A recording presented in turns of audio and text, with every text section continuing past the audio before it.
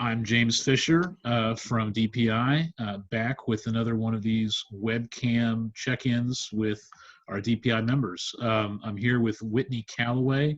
Whitney, just tell me where you are and what you and your company do in the chicken community. Okay, hi, I'm Whitney Calloway. My family owns Kingston Construction Equipment, and I'm like the store manager there. I just oversee, I do a little bit of everything. I oversee everything, and I do marketing, and I do accounting. I just do a little bit of everything. So right now I'm working from home. I'm the only employee that's working from home because I have two little kids. But we are tackling this coronavirus we're doing quite a bit of things differently than we usually do, but I will say that it's not really affected us yet, but I can't say that it won't. So Okay. And remind our viewers, where is the store? we have a store in Delmar and we have a store in Pocomoke. I usually work out of the Delmar store. Okay. So what, if anything, has changed at those locations in the last 2 or 3 weeks? So we started out just disinfecting regularly and limiting the amount of customers in the store. But actually today we actually put up a makeshift plexiglass divider between the person who works at the counter and the person, the customer. The person who works at the counter will stay 6 foot away, and then we have it marked on the floor if there is more than one customer in the store that they keep 6 foot in between each other. And then we have also limited the amount of people that are in the store at any given time. Okay. We've put out like Germex, and then in between the customers, we disinfect everything. We disinfect the counter, we disinfect the handrails and the doorknobs and everything. So when you have someone come through to the point of sale and they make a purchase, and then you wipe down, the service where they rested their credit card or anything like that. Yeah. Yeah. Okay. And that seems pretty standard. When I went to the grocery store this week, doing that same thing. Don't put your items on the cart until they wipe down. That makes sense. But as a business supporting ag, in both in Maryland and Delaware, your business is an essential business. I want to make sure our viewers understand that it's not just farms and processing plants. It's the allied businesses that make it possible, for farmers to produce what they need to produce are considered essential businesses. So that's, really the main reason that you're staying open is because you're explicitly designated one of those essential businesses. Because a lot of people see like we're open and they don't understand why we're open. Well, if chicken growers don't have their supplies, then they can't grow chickens.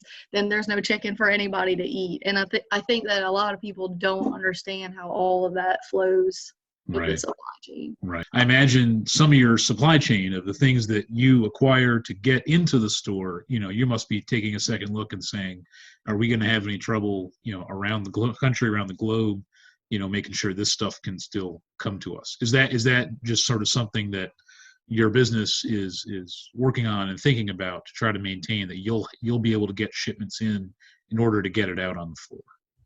Yes, yeah.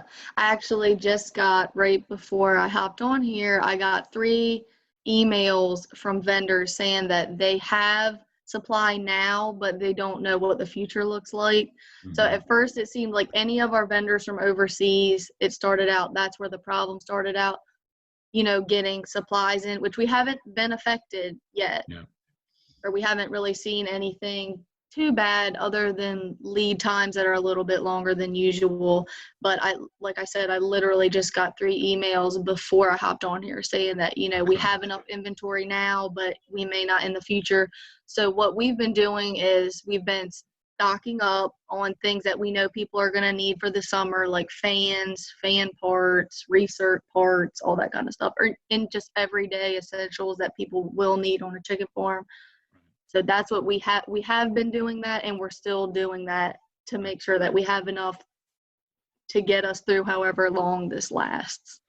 And I've talked to a couple of growers for these chats they've been thinking ahead and saying, a smart grower will, take care of that summer maintenance, to get their houses to the point where they can operate in summer conditions sooner rather than later, because down the road it may be that if they go in a month, to try to source some of this stuff, they might be running into problems getting it. And It sounds like you're sort of preparing on your end to accommodate growers who are doing that now on their end. Okay. Yes, we are, because that's the unfortunate reality with all this. If somebody needs something, just say they need something to keep a fan going, and they can't get that, then they can't run that fan. Right. I guess they could makeshift something, but we have to make sure that we have the parts for them so they can grow chicken, so we can all eat chicken. And is there anything that you're giving like your employees who need to drive around, or even just to drive to work, so that if someone stops them, a state trooper or something, and says, "Hey, are you working for an essential business?" they can prove they are. Is there how are you asking your employees to be able to prove that yes, they're going to an essential business? So as of Monday, I think that was when the governor of Maryland announced that. I think it started at 8 p.m. on Monday. So that Monday, I typed up something while I was at home later that evening, and it's called the Essential Food and Ag Work Permit. That's what I typed up. And I put all Kingston's letterhead on there, and I gave it to I emailed it to everybody that works for us so they could print it out, put it in their car, because we still have all of our employees working. Okay. We don't have that many, so we only have like 4 at Delmar. Well, like 6 at Delmar, including the 2 service techs, and 2 at Pocomoke. So I emailed them all one, and then I gave one to all of our contractors as well, and faxed and emailed that so that they can, have it in their car. And it just says that we're ag and that we are, Kingston's essential to the food supply chain, and so that's what we did for that. Okay. And then maybe lastly, is there anything else that you'd want, customers or vendors or other people who might visit your stores to know about what to expect? Are your hours changed, or besides to expect social distancing stuff inside, anything else that people should be aware of? No, our hours are still the same. We're still offering, in store. You can come in the store, and get parts. You can still get service calls. We're still doing retrofit jobs and everything. Our hours are still the same from 8 to 5.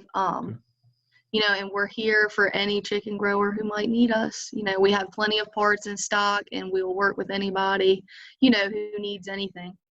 Okay.